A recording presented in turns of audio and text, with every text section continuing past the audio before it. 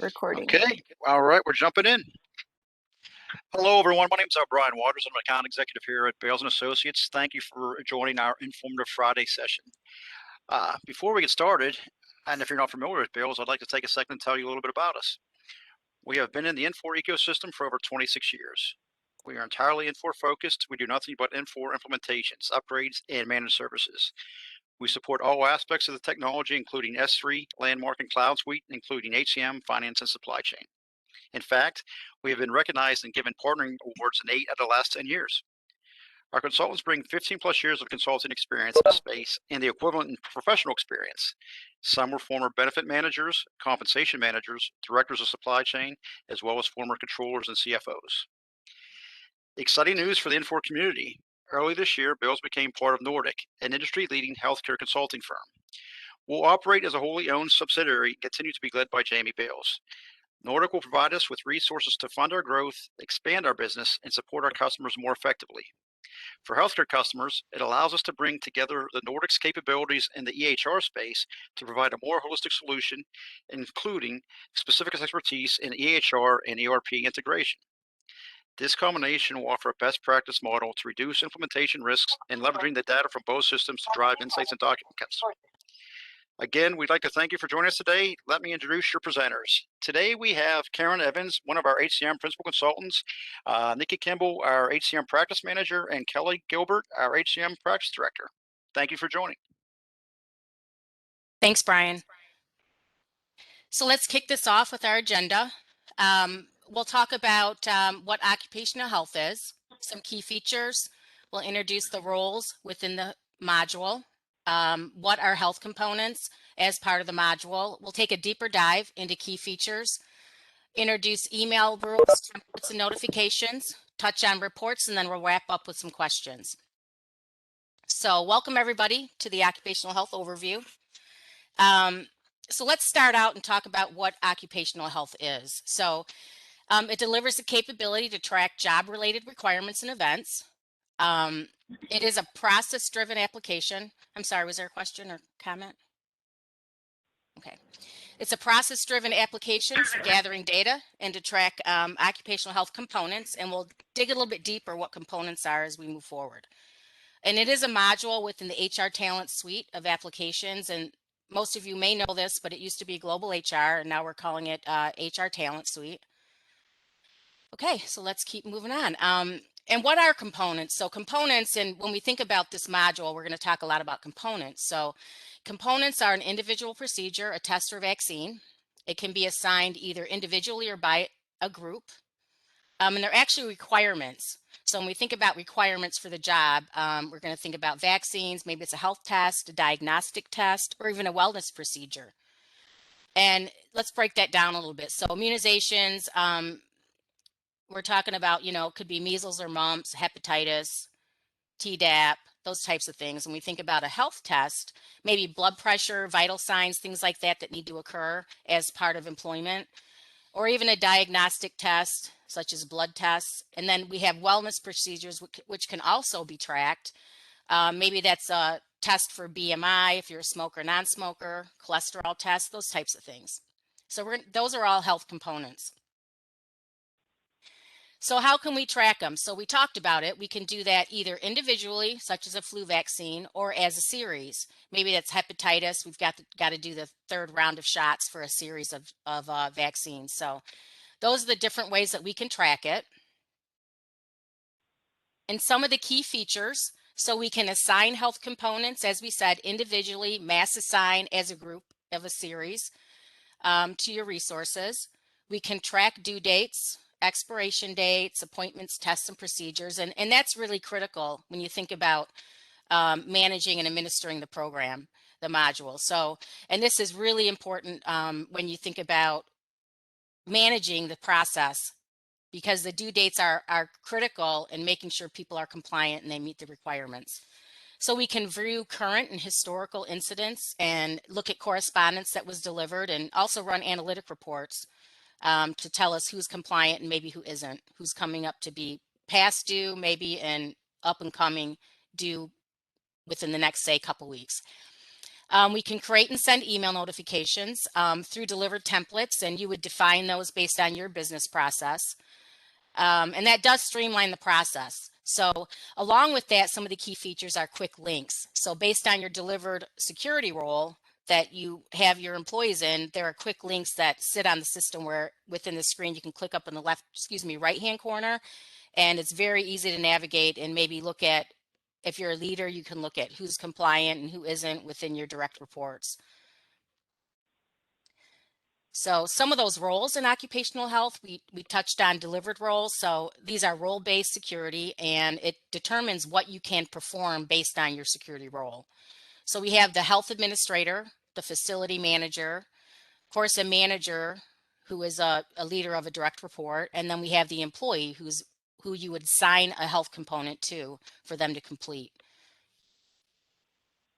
So the health administrator can, if you think about it, they can set up the system, define those notifications and emails and alerts, and set up all the codes to manage the system, different codes that meet your business requirements. The facility manager can do just about everything that an administrator can do, except they would be defined to one facility. And then, of course, the manager can look at all their direct reports, and the employee has the ability to upload documents to show validation of completion, and look at all their record to see where they fall or see what's been assigned to them or what they've completed. And here's a quick view of what it looks like when you're viewing health components in the system as an administrator. If it's in red, if there's a red dot next to the employee's name, that means they're overdue. There's a yellow dot that means they're approaching a due date. And this is organized by status, and you can see the tabs up here at the top. Either they're in process, pending approval, refused, waived, completed, or you can click on all and see all employees and what's been assigned and what's in every status that we talked about here, the 5 statuses. And here you can navigate. This just shows you the navigation within the system, how you get to the health components. So this gives you a pretty quick view when you can see the red and yellow of where you're at within your organization. And then again, here's the 5 statuses. When we think of in process, that means you've assigned a health component to an employee, and it's in process for them to complete. Pending approval, the employee has completed the health component, and it's pending approval, or the employee can refuse, waive, and then, of course, complete it if they've completed the component that's been assigned to them. So here's some health appointments. We have the ability to set up health appointments. We can send appointments via email and invitation to employees, and it is intended for groups invitation, but you can also do that with individual by employee. So you have the ability as administrator to create, update, or even cancel an invitation that has taken place. So here's some steps to give you an idea in the system, what you would do to create an appointment. So you'd first click on appointments. Here's your create icon. Select the location, the start date of when that component you're sending it to the employee for them to complete, the end date when they have to complete it by, the appointment location perhaps, and then you click save. So it's pretty simple once you have this set up, the system set up to actually create an appointment, send employees components or requirements. Within the system, there are custom eligibility groups, and this is what helps you assign these components. You can assign them either, again, by employee or by a series, a group of employees. And when you assign a group, you can either do that by position, by location, by eligibility group, or by employee. And there is a business class that you can select within the system to help manage this process and get these set up. So there's reason codes along with the setup that you would define, business specific for your organization, whatever makes sense. We talk about pre-employment. It could be for pre-employment, could be for a health check. Maybe it's a job requirement, or it's a travel requirement. Maybe someone's traveling out of the country or something, and they need to have a specific vaccination or immunization to keep your employees safe. So you'd identify reason codes, and they should define why you're requiring the employee or the group to take a specific vaccine or component. And they can also, invoke an email notification. So you can help with the correspondence to the employee or to the leader to make sure that people are up to date and know what's taking place with the employee. So email rules and templates, notifications, they can be automated, as we talked about, through email notification. They can send for specific events that occur. So an employee completes or refuses a component. Maybe you want to send a letter and explain to them what the next steps are if they've refused. Or if they completed, maybe you want to send a notification that says, thank you for completing your required component. So there's all types of notifications that you can send.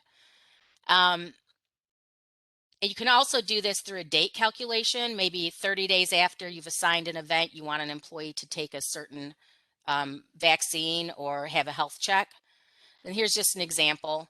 So there's a date calculation. You can assign a date of January 1st, and you set up in the system 30 days later, they're required to take that. So January 31st would be the date they're required. If the employee didn't do it, you would see them show up on that report as non-compliant.